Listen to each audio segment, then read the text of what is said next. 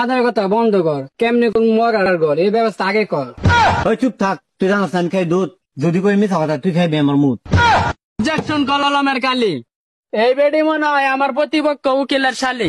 আমার মক্কেল মগা, হ্যাঁ অনাখাই ফিটার, ওর কেমনে গরম হয়ে যায় মিটার।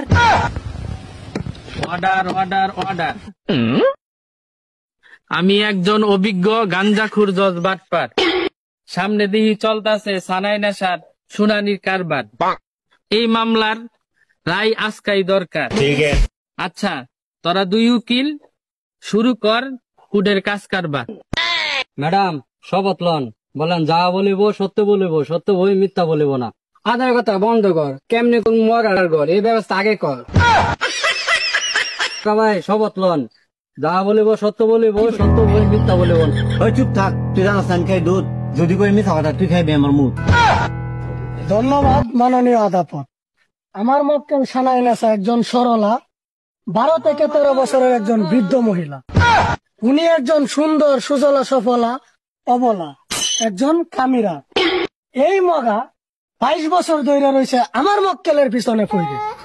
আমার মক্কেল সানাই নেশা এই বিডির গর্বে এই মগার নয়বাদ। আমি আর পুঙ্খানুপুঙ্খ বিচার চাই মাননীয় আদালত। অবজেকশন কলমের কালি, এই বেডি মনে হয় আমার প্রতিপক্ষ উকিলের শালি। দেখেন না জজ সাহেব, এই বেডির গালটা মারছে জুলা, বয়সটা যদি হিসাব করতে যাই তাহলে এই মগা হইব এই বেডির ফুলা। দেখুন না জজ সাহেব, এই বেডির বুকটি, আমি উকিলের কথায় আছে যুক্তি। নোটিশ দা পয়েন্ট কথাটি লেখা থুয়েন।